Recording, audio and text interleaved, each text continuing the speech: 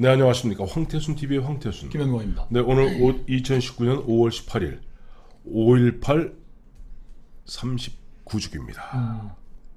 자, 근데 5.18을 앞두고 어제 그제 보니까 갑자기 보면 좌파 진영 매체였던 시사저널에서 갑자기 뜬금없이 박근혜 당시 대통령 당선인과 최순실, 정호성 간의 이야기 이 핸드폰에 녹음된 거죠. 녹취록. 그 90번짜리 녹취록 등을 갖다가 공개하면서 그걸 또 13분짜리로 요약 편집해서 보니 약간 거기 뭐 멘트를 단 거 보니 약간 좀 보면 비우호적이에요. 저는 악의적이라는 표현 안 쓰겠습니다. 어쨌든 그걸 공개해서 거기에 보니까 어제 오늘 도화 신문들 5.18 문제 얘기하면 박근혜 최순실, 박근혜 예 이렇게 좀 다루고 있습니다. 그 녹음 테이프 들어보셨죠? 저희 뭐 13분짜리를 네. 다 봤고 90분짜리는 뭐 난잡해서 뭐 듣기도 어렵고 그런 네. 상황인데 저는 이런 느낌이 딱 들더라고요. 저 특급 호텔 뷔페 가가지고 네.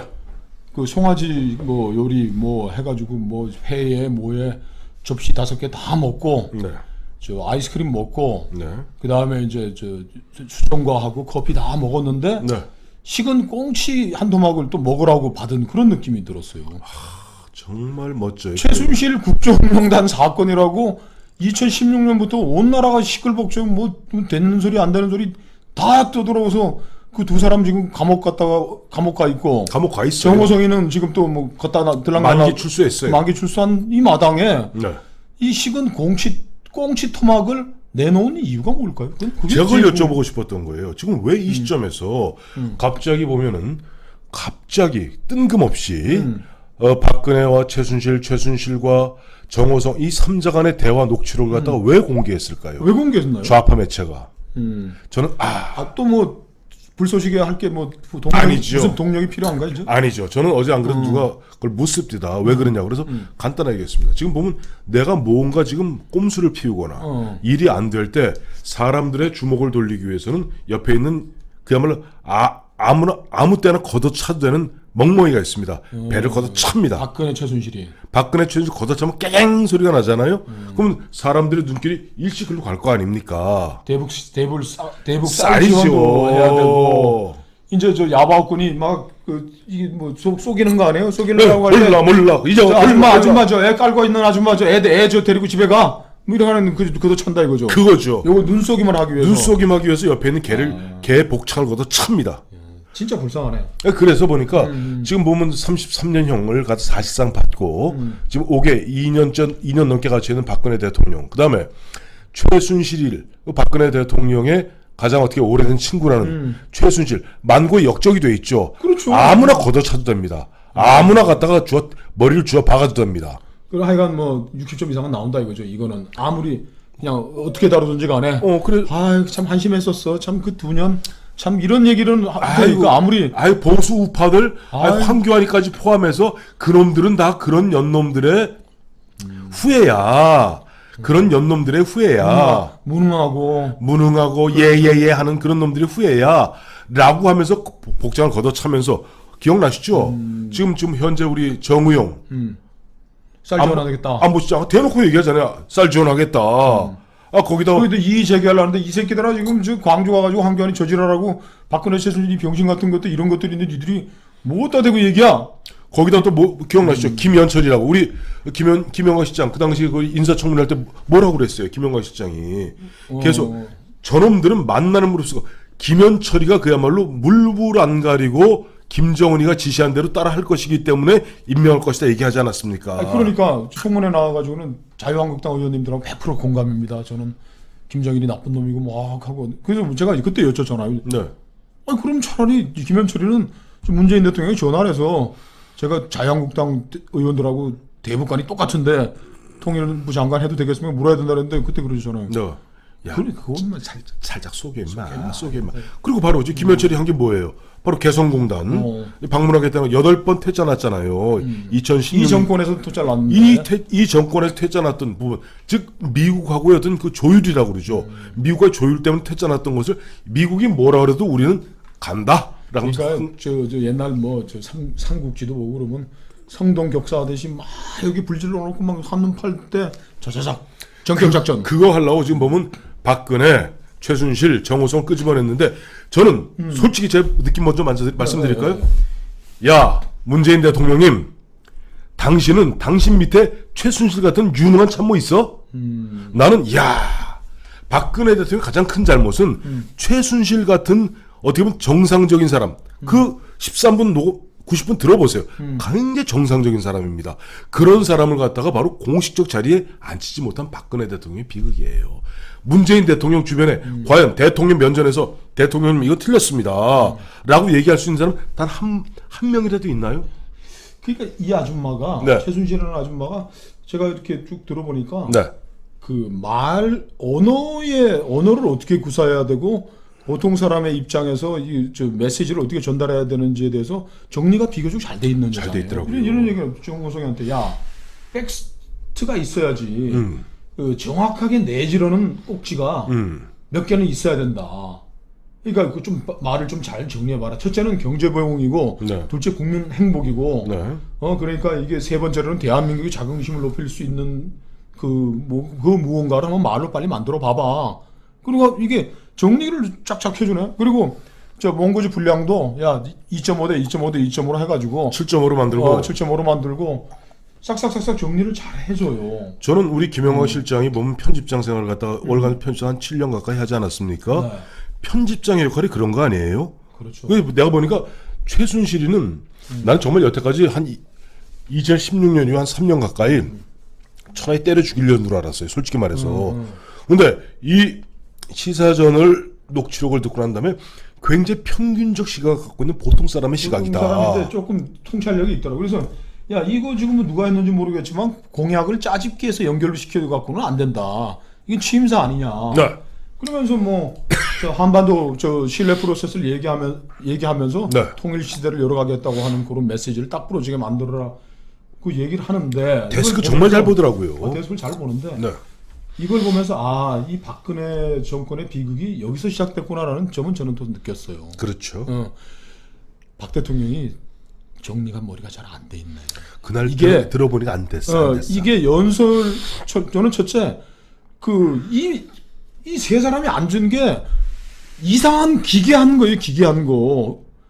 왜 대통령이 아니야. 대통령 당선인. 당선인이 자 연설을 한다 그러면 연설 비서관과 연설 비서관, 홍보수석 그리고 이 여자에게 자문을 구한다 그러면 이 양반은 최순실 씨는 나랑 가장 마음을 통하는 소울메이트야. 그러니까 저 홍보수석 내 친구니까 좀 보통 사람이 시각에서 잘 정리해 줄 수 있고 얘기하고 하고 그 자리에서 최순실이 얘기하는 걸 연설 비서관이 정리하고 이런 게 돼야 되는데 그래서 정호성이가 굉장히 고생을 했겠구나. 이런 식으로 프로세스 가면은 대통령 연설문 쓰는 게 끝이 없어지는 거예요. 자, 다시 한번 말씀드릴게요. 대통령이 아니라니까요.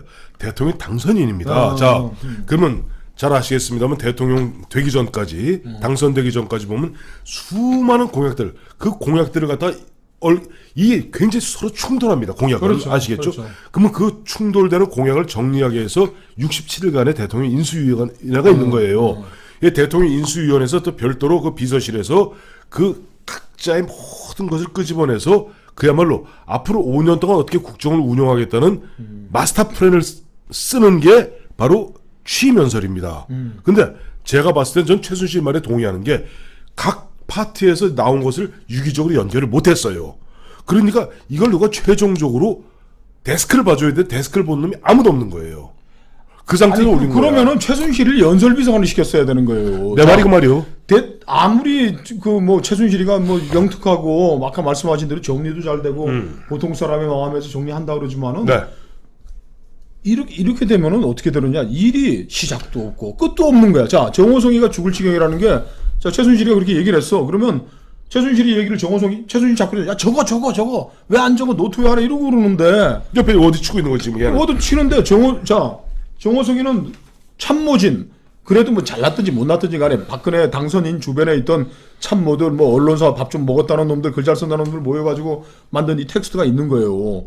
자, 이 텍스트를 읽고서 최순실이가 그럼 최순실한테 줘가지고 야 순실아 동생아 네가 이걸 다 바꿔가지고 네가 마음대로 쓰라도 아니고 이걸 토론을 하면 또 정호성이가 1시간 반에 걸쳐서 한 거를 적어가지고 연설비서관한테 원래 텍스트에다가 우리 저 대통령께서 재검토하는 내용들은 이겁니다 하고 갖다 주면 이걸 연설비서관이 또 써서 홍보수석이 해서 최순실과 또 코멘트를 하고 이러면 일이 되지 않아요.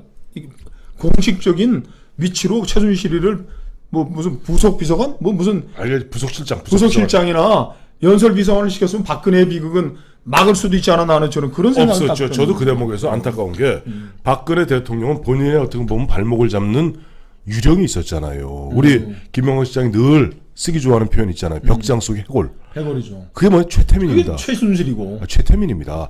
최태민 목사 예전에 박정희 대통령 살아생전에 그 당시 김재규 중앙정보부장 앞에서 그야말로 뭐 3자 대면 4자 대면 했다는 그런 나름대로 벽장 속 해골인 최태민의 딸인 최순실을 갖다 전면에 내세우기 어려웠지만은 그게 박근혜 대통령의 비극이었던 거예요. 요 13분의 이야기에 담긴 이 모임이 공식 기구도 아니고 비공식 기구도 아니고 이거 자체가 희한한 기계스러운 모임인 거예요. 자, 지도자는 재벌 총수든 뭐든 참모들을 활용해야 되는 겁니다. 참모라는 건 누구냐? 대통령의 참모, 수석들 뭐 이런 사람들이 모여가지고 회의를 하고 거기에 최순실을 오게 해야 되는 거예요. 이게 출발부터 이렇게 했으니 참 박 대통령도 힘들었을 것 같고 최순실이도 힘들었을 것 같아. 뭐 좀 공식적인 자리도 없는데 이 언니는 그냥 때만 되면 오라 그래가지고 뭐 코멘트는 하라 그러지. 정호성이는 연설비서관도 아니고 참 그 비극의 출발이 이거라는 거는 또 그게 이제 최태민으로부터 오는데 이제 뭐 비근한 예는 아니겠습니다만은 6.29 선언 얘기 한번 해볼게요. 제가 모셨던 박철원 의원이 당시 이제 장세동 중앙정보부장 그다음 안기부장이죠. 그다음에 안무역 안기부장의 특별 보좌관에 불과할 뿐입니다. 하지만 또 사적으로는 노태우 대통령 후보의 천안 매부지간이고 개인적 사적인 비서였던 거예요. 사적 참모. 거기에서 노태우 후보가 6.29 민주화 선언을 갖다 초안할 때 큰 틀에 있어서는 그야말로 박철원 팀들이 짰습니다만은 그것도 최종적으로 흔한 얘기를 일본 말입니다. 시하게 한다고 그러죠. 마지막 시하게 누가 했는 줄 아세요? 누가 했습니까? 이병기가 있어요. 또 비서가. 그러면 예를 들어 정호성 그 당시 정호성 과장이라 표현되어 있습니다만은 정과장 표현되어 있습니다만 정호성이가 그 정도 지적인 능력이 됐다면 이병기 마냥 그러면 당시 박철원 팀에서 그야말로 깎고 다듬어서 올라온 최종 문안에 마지막 그 노태우 후보를 위해서 마지막 그 정서할 때 마지막 최종적으로 그런 사람들은 누구한테 꼭 물어보게 돼 있습니다. 그렇죠. 꼭 물어보게 돼 있어요. 이거 진짜 이런 역사적인 뭘 할 때 이게 진짜 평균적 시각이 맞느냐. 왜? 관료들이 만들어 온 거, 전문가 만들어 온 거 사실 약간 끼рем직합니다. 어려운 게 많기 때문에. 그걸 묻는 자리가 최순실인데 그게 최순실이 아까 말씀하신 대로 아예 공식적 자리에 올릴 수 있는 자리였으면 이 비극은 없었겠죠. 그래요. 그런데 다시 거듭 돌아갑니다만은 자 문재인 대통령 오늘도 뭐라고 그랬어요? 저 광주에 가서 광주 학살 깊이 사과한다. 저 광주 얘기가 끝난 지가 얼마입니까? 그러니까 명예회복도 다 끝나고 보상 피해 보상이 끝났는데 지금 가가지고 또 무슨 뭐 5.18 망언한 놈들은 뭐 독재자이고 외자라고 그러고 이 양반도 분열의 정치, 분열의 레토릭을 빨리 접어야 돼요.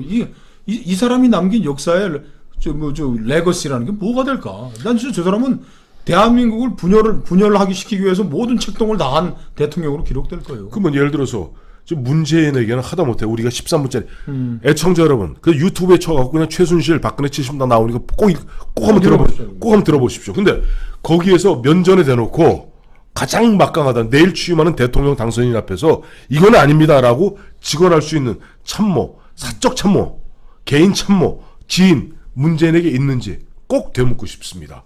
그렇지 않다면 지금 39년이 된 그걸 갖고 와서 또다시 분열을 책동하면서 광주 학살 깊이 사과한다.